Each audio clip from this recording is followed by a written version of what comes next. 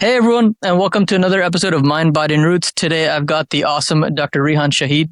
He is a personal friend, a mentor, and just a monster at practice ownership. I believe he's up to 4 practices down in Texas. He is also technically the CEO of the Shahid Dental Group, am I correct? And he also does a lot of mentorship and has a very successful WhatsApp group where he talks to probably hundreds of dentists that ask him for advice. He gives pearls out for free. He's just a gem of a human being. And man, he's been very helpful even in my own personal journey. So without further ado, Dr. Shahid or Rehan, please introduce yourself, talk about what you do. The show's all yours, my man. Well, thanks for having me. For those that are listening, my name is Dr. Rehan Shahid. I am a dentist that happens to be an entrepreneur is what I tell people. So I love the business side of dentistry. I am the CEO of Shahid Dental Group, which is a 4-office group that does 11 million in revenue. And I also coach dentists on how to buy back their time and scale their practice through my company called Practice Success Academy. And my goal with that is just really turning that dentist to the entrepreneur that they signed up for and helping them do that through being the CEO with leadership, strategic guidance, operations, and financial help to get them there. So my goal is like, I like to give a basketball analogy. My goal as a coach is to help you collapse time and make the shot and win the game every time. Very awesome. Dude, that's such an awesome mission statement. And I think even from a visionary standpoint, it's really cool. You don't see that. And, being, I think, part of the Desi community, which you and I are both part of, I don't see that. It's pretty cool. So what you're doing, man, it's awesome. So Rehan, tell me a little bit, when did you graduate? What started the vision? What made you really develop this craft? Yeah, so I'm a COVID grad, meaning I graduated in 2020 where everything was shut down. So technically I felt like half of my education was just taken away from me graduating. But that also opened the door for me to say, you know what? I don't want to just sit there and just do nothing. Let me focus on what my goals were. And my goal since day one was to be a practice owner. So I knew day one, I don't want to, study crazy hard and rank number one because that doesn't mean anything to me. What means something for me is, can I be as best as I can prepared for practice ownership? And so graduating in 2020 during COVID, I bought 2 offices within 1 month apart from another. And then I bought another office a year later and then another one a year after that. And the goal of that vision was just always, growing up in Pakistan, my parents came from nothing. And my dad had this one rule and he said, no matter what, failure to me as, my dad would say failure to him would be if we as kids couldn't be more successful than them. Because technically, they dropped everything. They came with nothing. We came with all the technology here. We came with, parents that have worked hard and we got school for free. And so that was kind of their measurement of success. And that was one of the driving factors that really pushed me.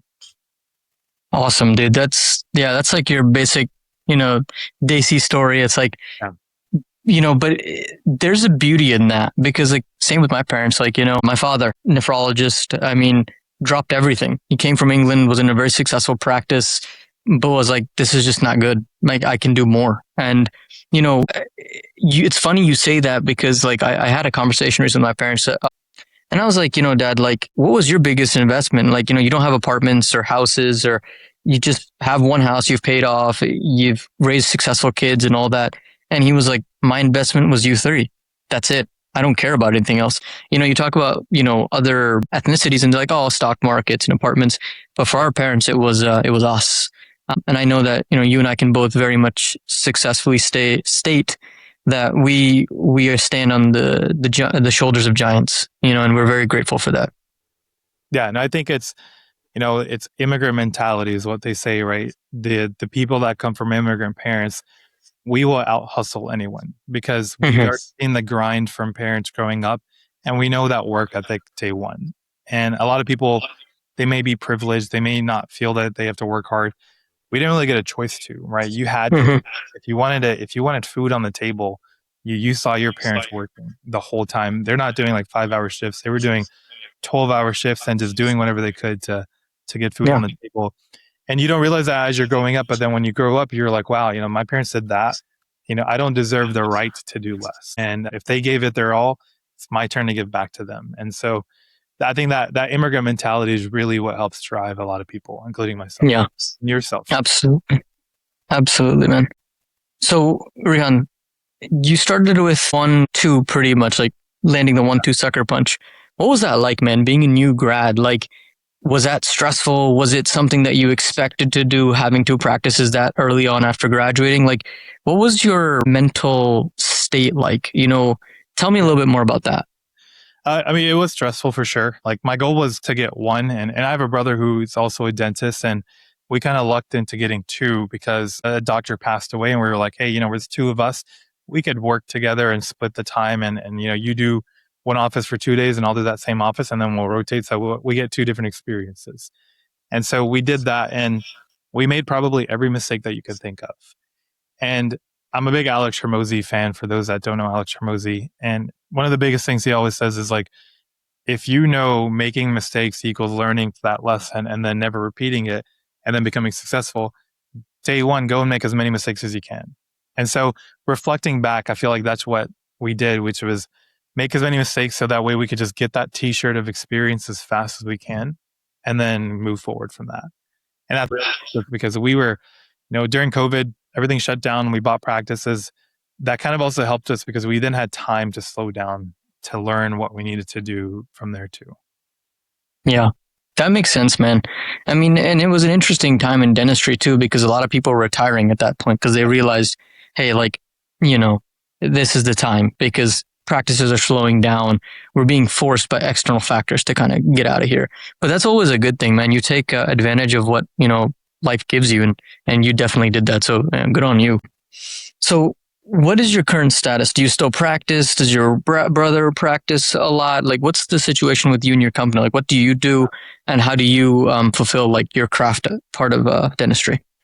Yeah, so I still do 2.5 days clinical. I'm still young, and so I can still use my hands. And my goal is, if I can still do it, I still want to keep it fresh. And even when I help other dentists, if I wasn't walking the walk, then it's hard for me.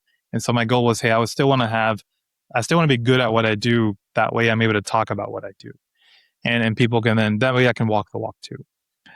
He also practices 2.5 days clinical. And then the other 2.5 days, I'm playing CEO of our dental group. And then I'm coaching dentists to be the CEOs that they envision themselves to be. Makes sense, man. Makes a lot of sense. If you could go back in time to the beginning of your journey, not necessarily regrets or, mistakes, because I don't like calling things mistakes. I think they're just learning lessons, right? Mistakes has too much of a negative connotation. Would there be anything in your journey you would change? And if so, why? I think I would try to not hold myself to the higher standard that I do.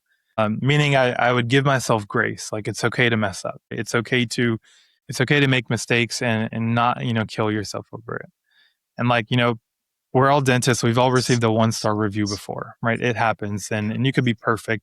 But I remember one of my first 1-star reviews was like, I felt I gave everything to that patient and it really hit, and it hits everyone, right? No matter how good you are as a dentist.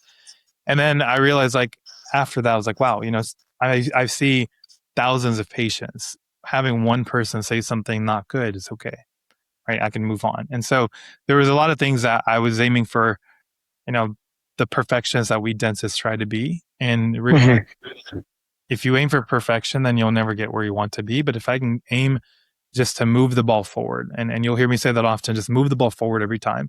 And that's really the true goal. Not perfection, but progress. Good. That's the best way to do it.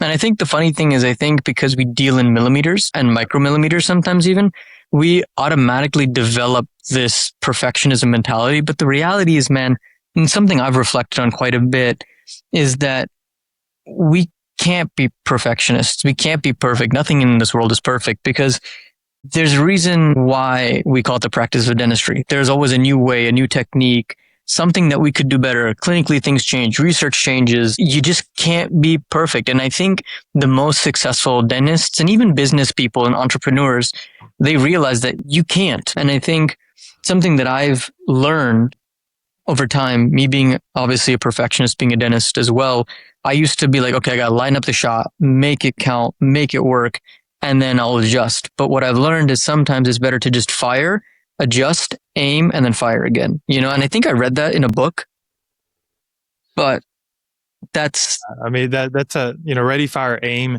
I think, going statistically, if you and I did a Texas duel is what they call it, back in the day where the Western people would walk steps and then pick their gun. Uh-huh.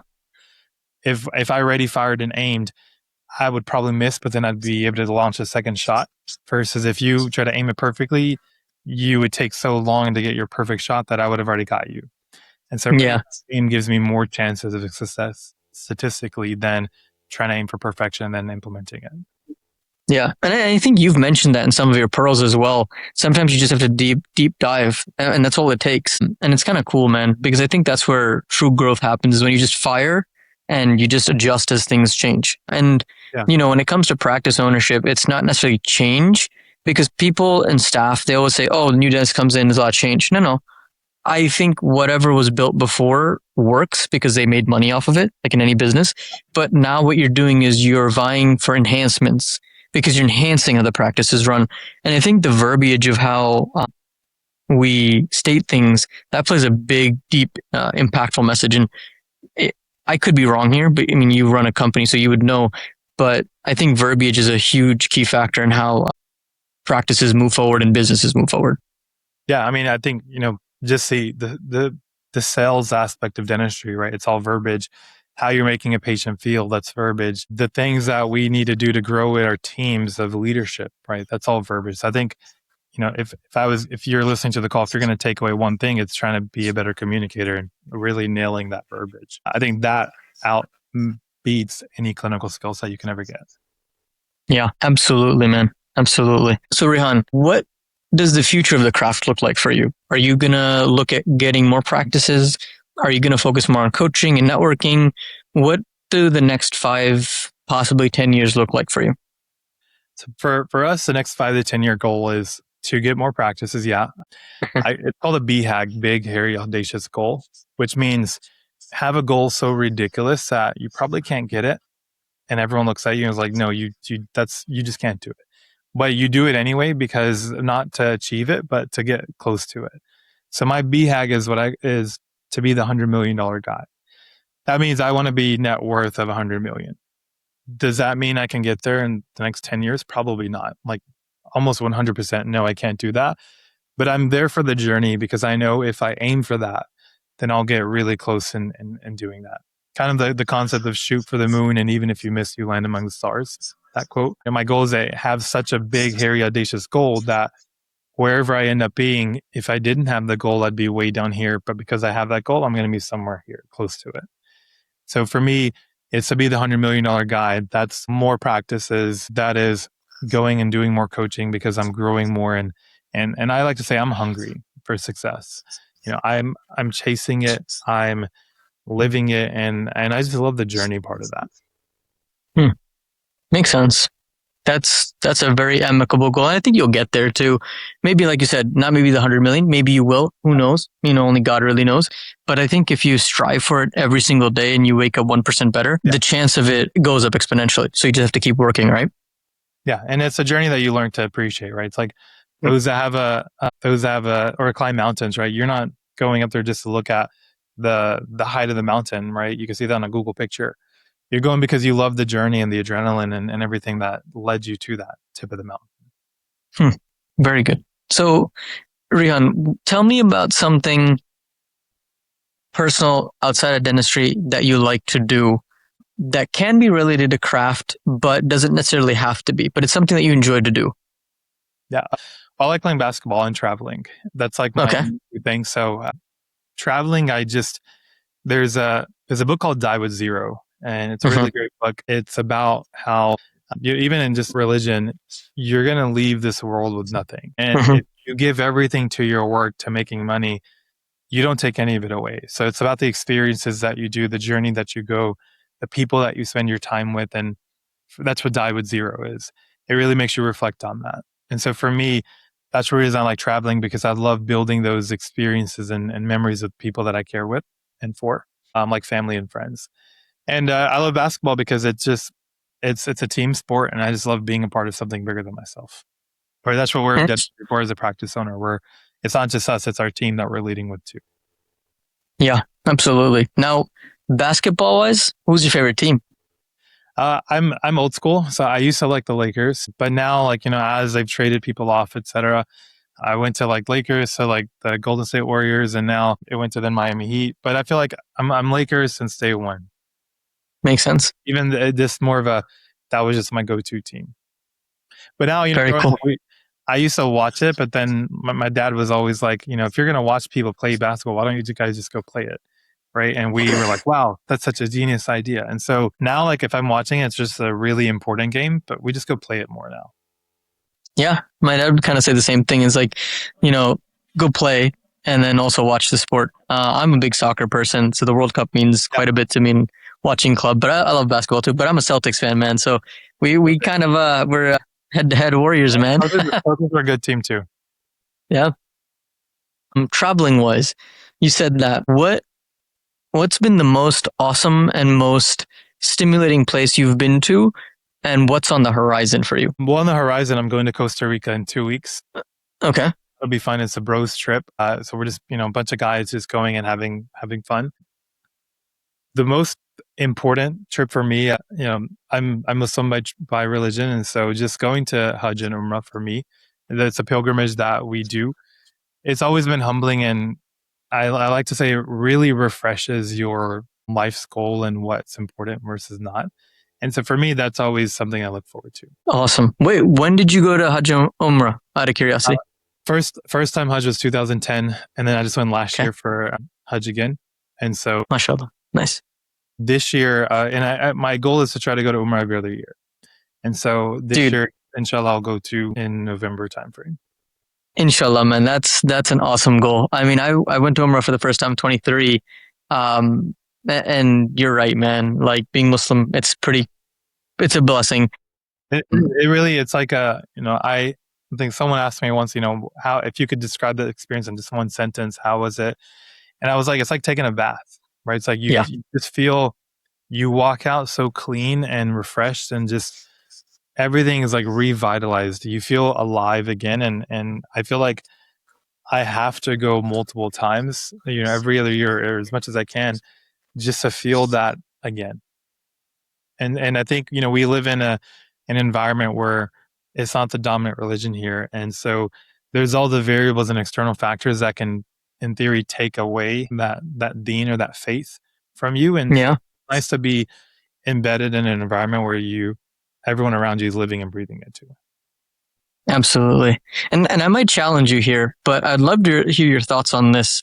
Now, you and I have been blessed to go, but what are your thoughts on donating money or helping people that can't afford it so that they also could experience that? Do you think that's a viable goal that could be achieved? Yeah, I mean, I think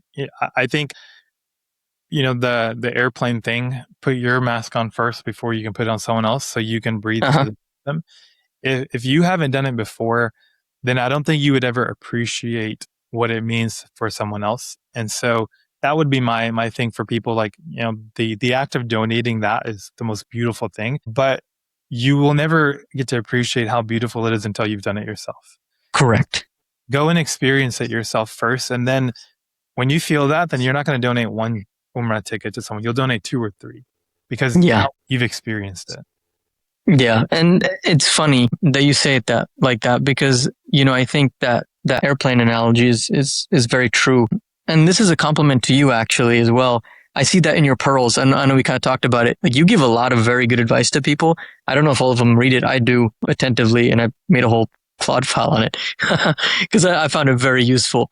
But I think, when you can walk the walk you were saying earlier, and you can give not necessarily free, but solid advice based on good foundations, then you're able to expand and do more for others. Yeah, for sure.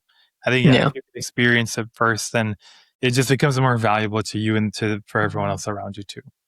Yeah, absolutely. What short-term goals do you have set for yourself? What's something that has been on your mind to do for a while, but you just haven't been able to make the time for it? Like we were talking about my podcast, my short-term goal, and just starting my podcast. And I love talking to people. I love meeting people. I love helping people. And I feel like if I can just start my podcast, then I'll be able to do that tenfold. People will be able to listen to it, take away stuff from it. And I feel like it'll help me too, because I get to then intentionally meet amazing people like yourself that can come onto my show and just have a great time. Yeah, And it helps. that's awesome. And I think when we do things for humanity without expecting much, the ball just kind of rolls. You know, it's kind of interesting. And I think everybody has a story, and that's the purpose behind this podcast, is to kind of just invite people, dentists, non-dentists. I don't really care. If you know people, I would love to have them on, just to kind of have like stories, because I think something that I've thought about quite deeply is that if you read history, which I love reading history, but every story that we read about has some wisdom or some type of knowledge behind it. And I think if we can get that out there on free media platforms and give that exchange easily available to people, then we as a society grow. And I think that's part of the entire thing. Yeah. I mean, like, Alex Ramosi that I referenced already, he does that, right? He lives and breathes that, which is give people so much value that it'll return to you at some point in time, but just give, and people will benefit from it. Yeah, absolutely, my man. So if you had one piece of advice for a youngster, and it could be in any field, any industry, even let's say yourself, when you're like 5 or 10 years old, what would that piece of advice be? Yeah, great question. I'll give two pieces of advice because of the age. So a 5 to 10-year-old versus a 18-year-old. And I say the 18-year-old advice because I really reflected on it recently. So the 5 to 10-year-old would be to find a mentor. And that really is applicable to any age any age that you're living. Find a mentor that could just help you get to the next level. And now as a 5-year-old, your mentor is not some amazing dentist. You don't even maybe know what dentistry is at that point. A 5-year-old mentor might be your father, right? It might be, hey, that's the role model of the man I want to be. That person, takes care of mom and, takes care of my sisters or brothers. That's the person I want to be. So find a mentor in every stage of your life would be my advice for that. For the 18-year-old, it would be take care of your parents. It's one of those things that we take for granted. And, parents have given everything to their children. And I think we know that taking time happens, but we don't really focus on it until we ourselves get to like 50 years old, and then it happens, right? If I could go back and give myself that advice, there's so many moments where I would say, hey, go and be intentional here.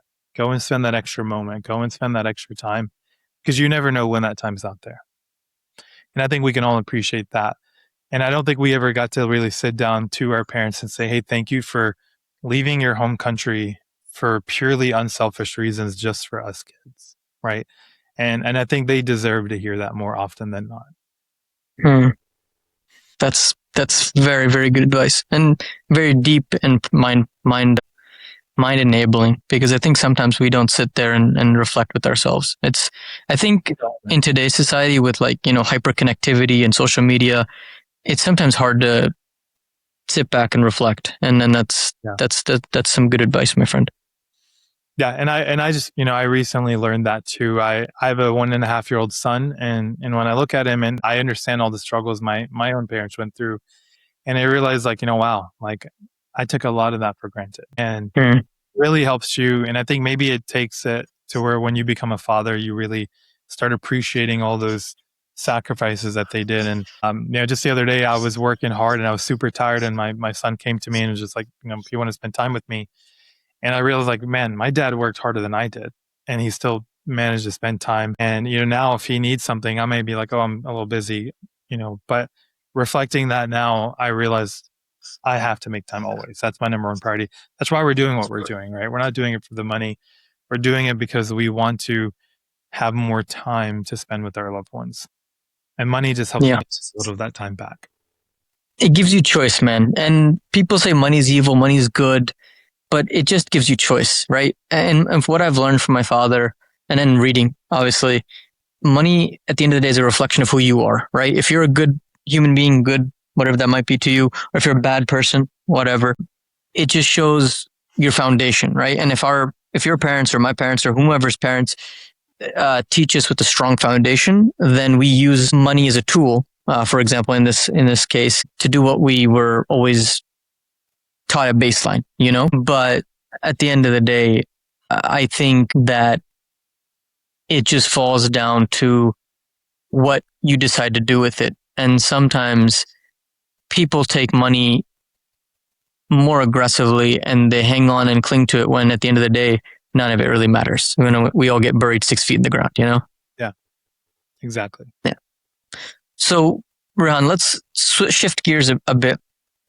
I know we've kind of touched a little bit on spirituality, so we can always talk about this more. But on the body part of the podcast, I like to ask my interviewee, how do you stay fit? Now, I know we talked about it we could talk physical, we could talk spiritual, we could even talk mental. So if you want to touch on all three, let's talk about it. But let's go with, how do you stay physically fit? How do you stay mentally fit? And how do you stay spiritually fit? I know we've talked about the spiritual, but we can always talk more about it. Well, physically, I don't have a six pack, so I'm free telling people that are listening in. I think, fitness, I'm always working on better and better. So I do like going to the gym. It's that refresher of, I have a home gym, and I spent a lot of money building a home gym, and I still use it, but I feel like I use the other gym more, which is like the one you go out to, because you get to see other people lifting weights, and it's just a vibe, I feel. And so fitness is important. It just clears your head. So I try to do that more often than not. Mental fitness for me is like all these books you see here. It's reading, it's listening to podcasts, like yours here, for example. It's, how do I get my brain to learn something every day? Whether it's some small type of thing that you're scrolling on social media and you find a cool pearl, or something maybe at the end of the month that you said, hey, I listened to one podcast a whole month and I at least educated my brain to the very next level. For me also is family. As kind of I've implied here, family for me is a big mental fitness for me, which is, it helps keep me humbled and grounded, but it also helps inspire me to go to the levels that I could have never imagined. Very awesome. Very awesome. If you had a 5-year goal for both physical fitness and mental fitness, what would it be and why? And do you have any regrets with those, like where you are from today?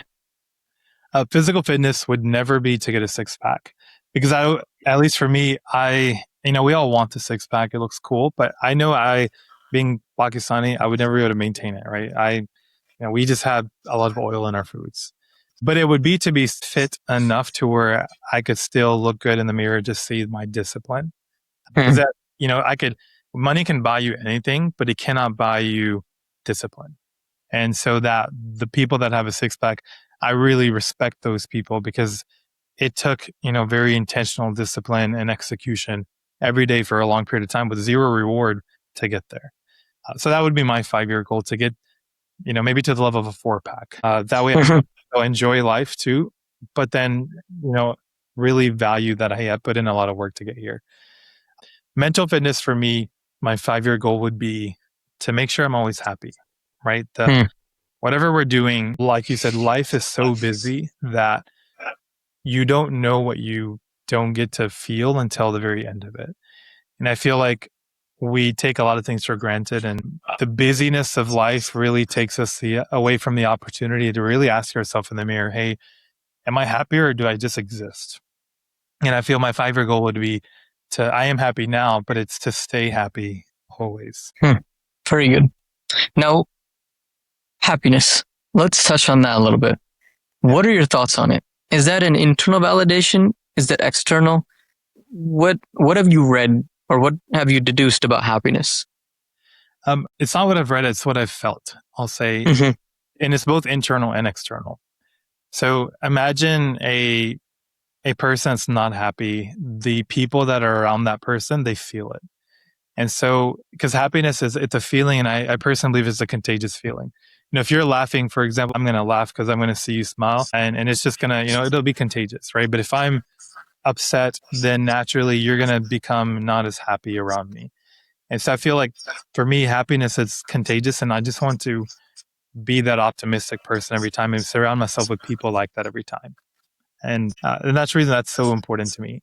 As a husband, as a father, as a sibling, and as a son, if the people I surround myself with look up to me in some way in that relationship, I have to show them my best version every time. And for me, that is being happy and content. Very good. Yeah, that's very well stated, honestly. It's funny. We talk, my group chat of people that I'm friends with, happiness is like I feel like it's very objective and it's very personal, but I think the way you said it, it's both internal and external. I think it's a good framework for what it really is. And some people are happy with money, for example, right? But it's different for everyone.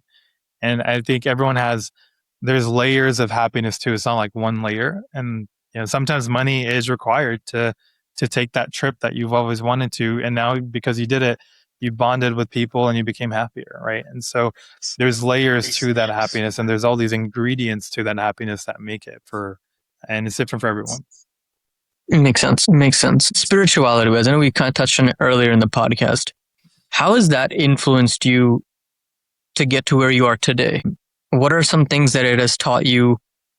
It could be mindset, could be physical, it could be discipline, whatever. How's that been an additive process for you to where you are today? I think, for me personally, it's the only reason I am where I am today. And for me, just being a Muslim, it's my faith is kind of the pinnacle of everything I do. And so when I start off my morning, for example, I start with my morning prayer. And when I'm going to end my day, it's with my evening prayer. So it's embodied in almost everything I do. And I feel like it really also helps me appreciate where I'm coming and where I'm going. And I think with today's society, you could be corrupted so easily if you didn't have a desire to pursue a higher faith. And so for me, I feel like it helps keep one grounded. It also, I feel like it brings me peace. It keeps me happy too. And it just gives me a sense of purpose beyond, be a dentist, make money, and serve patients, right? There's so much bigger than that. And that really helps me.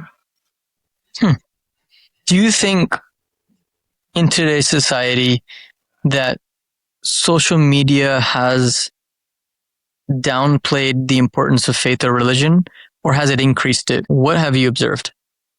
I think it's a little of both, and I won't get into the politics stuff, but I think with political stuff, there's more awareness of faith, which is a good thing, at least in my opinion, in that perspective. Social media does downplay it because depending on what social media you're watching, right, the algorithms kind of focus on what you do. Like my algorithm looks like a bunch of baby stuff because I have a son and he scrolls on it sometimes. Some inspirational entrepreneur stuff, and then some faith stuff.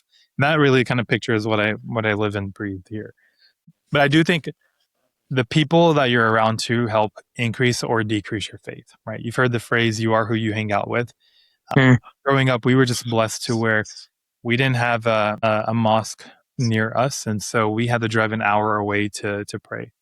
And my dad intentionally would say, we're going to go every Sunday to Sunday school because this is our chance just to learn more. And a lot of people rely on either social media for that faith in, guidance or improvement. But I feel like it is who you hang out with too, right? If you go to, for example, if you're in like Pakistan, most people are practicing and you hear prayer calls, you're naturally going to do that more. When you're in my city where there wasn't a mosque, you're not going to hear a prayer call. And so you have to be very intentional about it. And I think that's what, you are who you hang out with. Your environment really makes a difference. The people you're with makes a difference in that faith being strong. Yeah. That's a good point, honestly, man.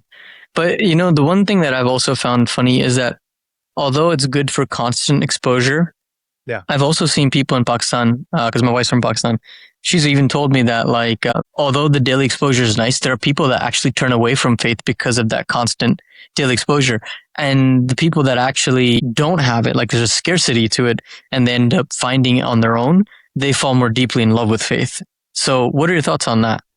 I think it goes back to your own personal desire.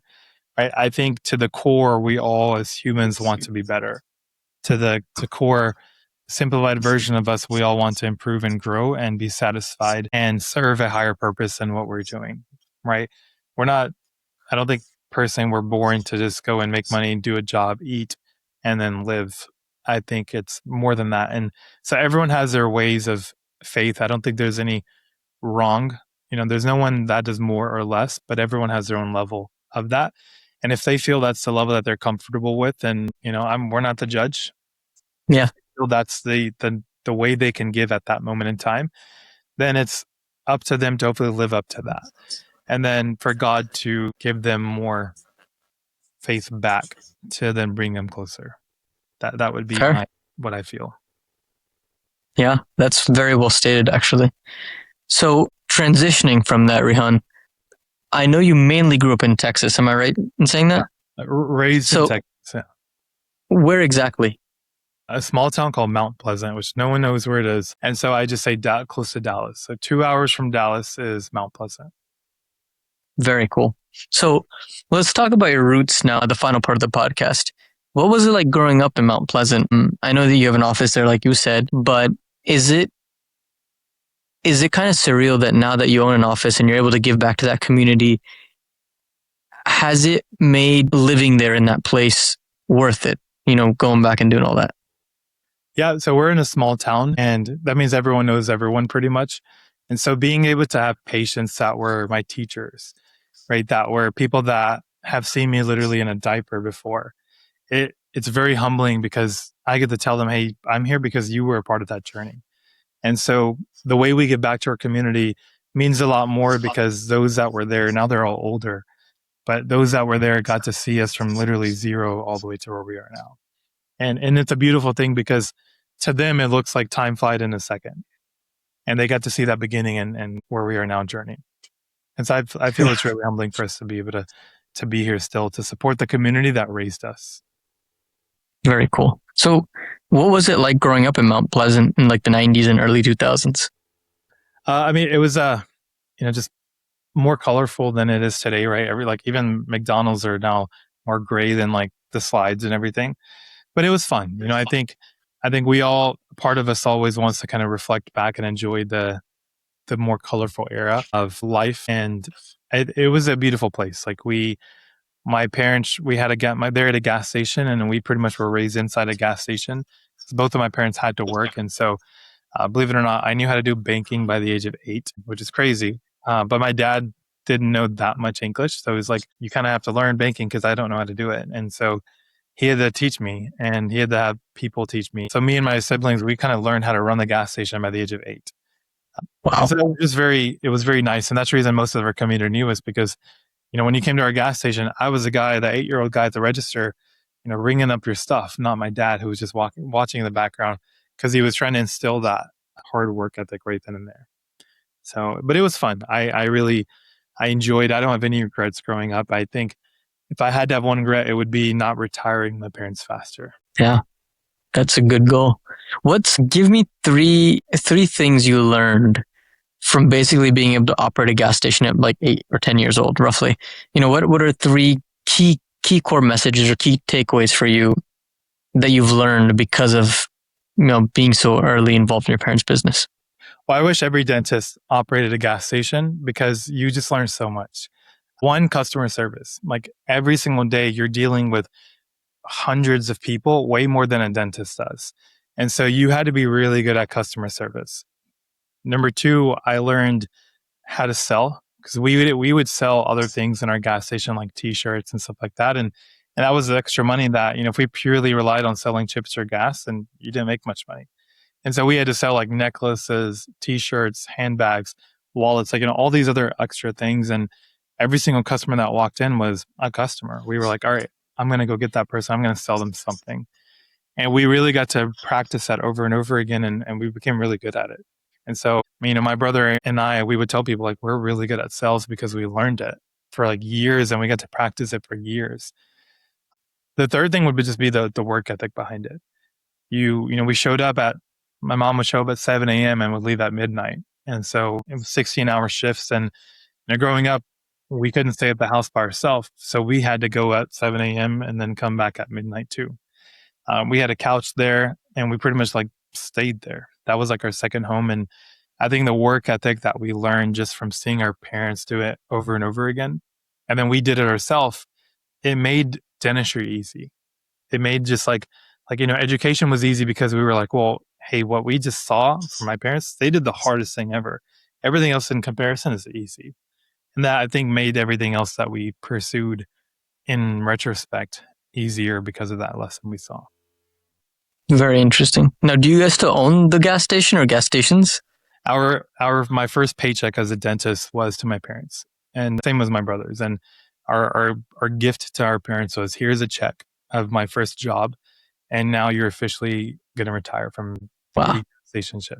You don't. It was our way of telling our parents, you've done your whole life for us. Now it's our turn to give back. Here's my first paycheck, and then every single paycheck I'm going to get, a part of that's going to go to you every time. That's phenomenal, man. That's awesome. Like you don't hear that. You can clear. I'm a family guy, and so as those that are listening in, I hope you can at least take away that. You'll be able to feel the emotion that I bring when I say family.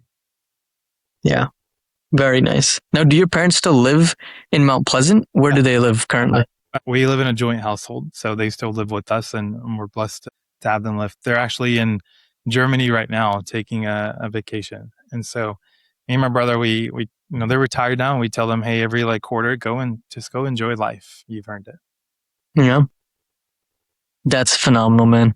That's unheard of, but very cool, man. That's a touching goal, I think, for a lot of immigrant kids now, Yeah. So those are the kind of the couple of things that I learned just from a gas station business. Very nice.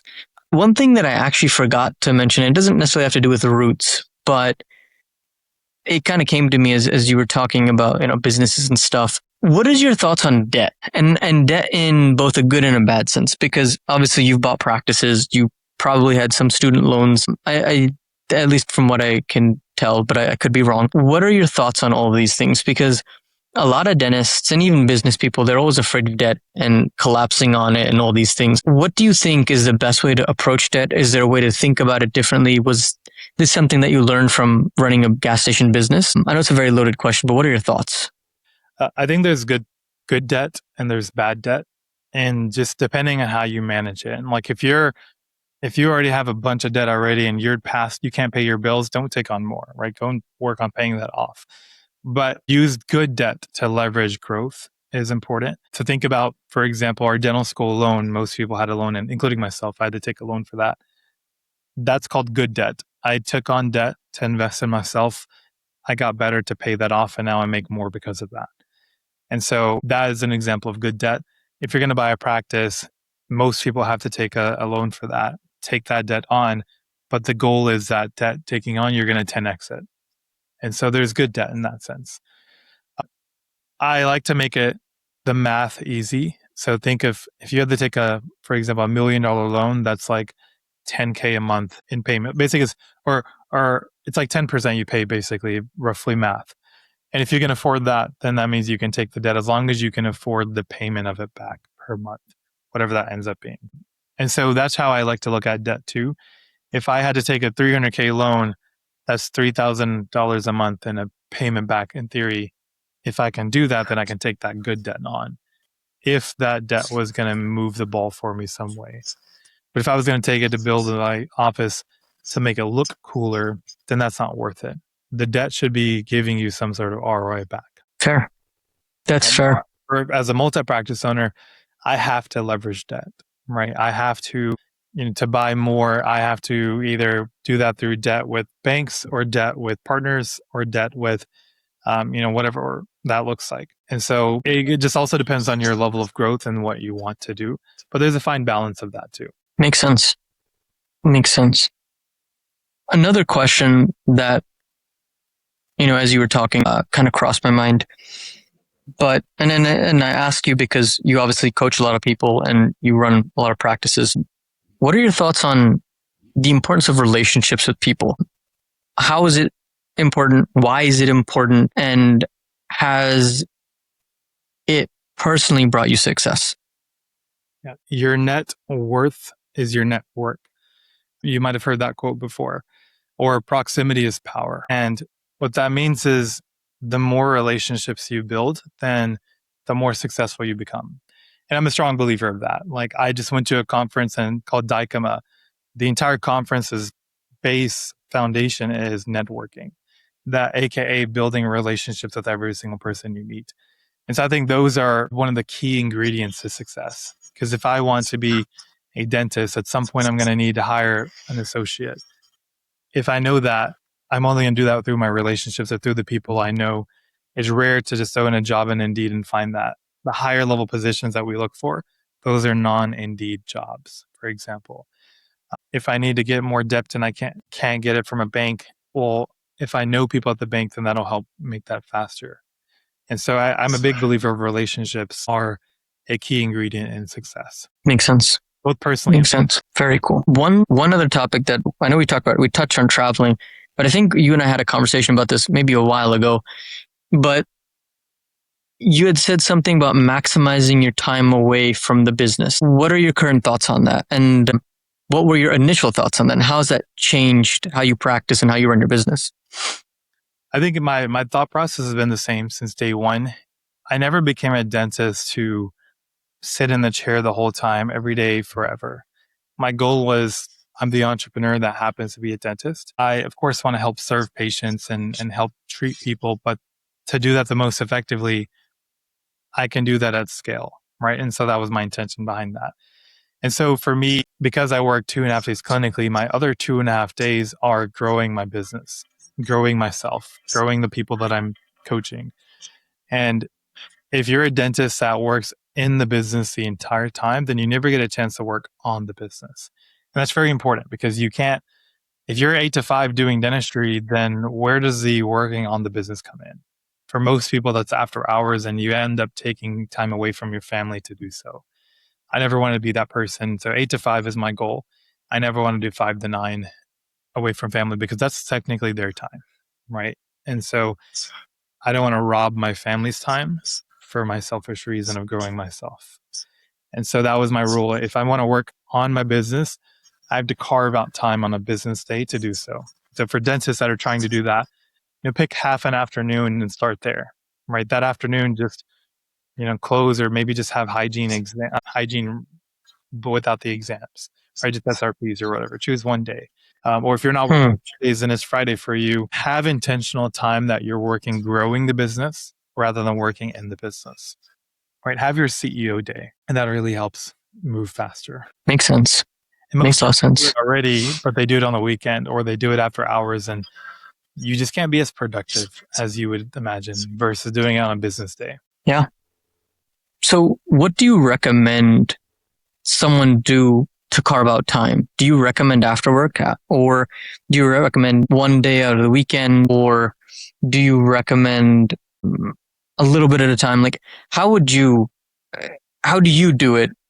And has anything changed since you started your group?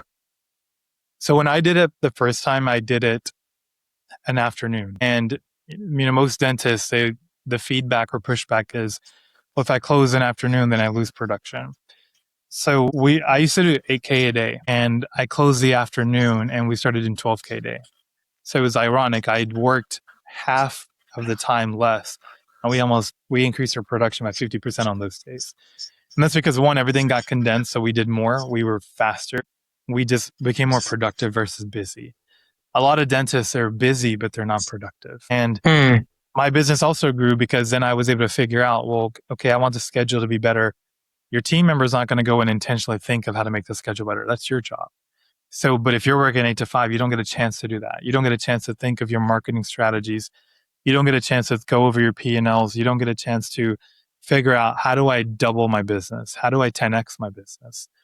And often that becomes maybe a car ride listening to a podcast. And then people think, well, this is my intention of putting in the business or on it. But you have to actually have a dedicated time for it. And so I would recommend starting with half an afternoon. Choose maybe the last work day of the week. That way it's easy. Choose half of the afternoon, start there. And then work your way up to one full day. When you get the one full day, bring the associate that day for that one day. Get to then 2, and then gradually get to the place you want to be.